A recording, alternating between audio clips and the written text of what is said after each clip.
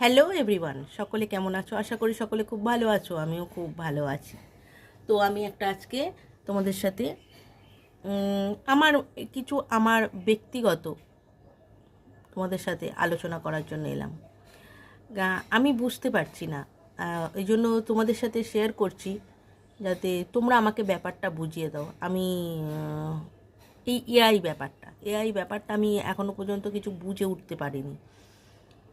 আমরা এতদিন শুনে এসেছি অরিজিনালটা ফেসবুক পছন্দ করে, তো আমরা সবাই অরিজিনালটা দেওয়ারই চেষ্টা করছিলাম। এতদিন শুনে এসেছিলাম একটা ফটো একবারই দেয়া যাবে, দ্বিতীয়বার আর দেয়া যাবে না, তো সেটাই আমরা করছিলাম। এখন হঠাৎ করে এআই এসে যেতে একটা ফটোকে দিয়ে আমরা বিভিন্ন রকমের ড্রেস চেঞ্জ করে ফটো পোস্ট করছি। এতদিন যারা জ্ঞান দিয়ে এসেছিল তারা এখন ভিডিও ছেড়ে তারাও দেখছি এখন ফটো পোস্ট করছে, বিভিন্ন রকমের ফটো পোস্ট করছে। আমরা যখন ফটো পোস্ট করছি, ফটোগুলোর মধ্যে চেহারাগুলোর মধ্যে আমাদের কোনো মিল আছে? আমাদের অরিজিনাল ফটো আর এআই মারফতের ফটোগুলো আমরা যদি যখন সামনাসামনি বসাচ্ছি, দুটো কিন্তু ডিফারেন্স আছে। মুখের সাথে কোনো মিল নেই, চেহারার সাথে কোনো মিল নেই। তো আমরা তবুও সেটাকে আমরা ধরো যদি 20 বছরের মহিলা হই, আমরা 14 বছরের মানুষ বাচ্চা হয়ে যাচ্ছি, হয়ে গিয়ে সেই ফটোটাকে আমরা পোস্ট করছি।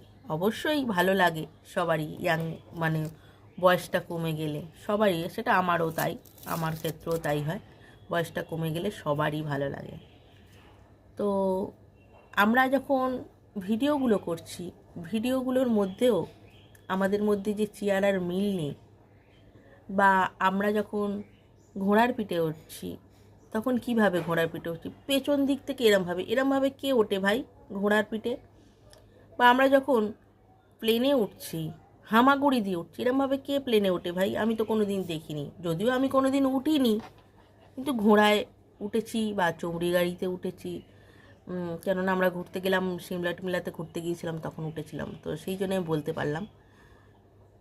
তো আমি এখন অবাক হয়ে যাচ্ছি, এতদিন যারা আমাদেরকে এত জ্ঞানের ভান্ডার খুলে জ্ঞান দিয়ে এসেছে, তারাই এখন এই এআইয়ের মারফতে ভিডিওগুলো ছেড়ে যাচ্ছে।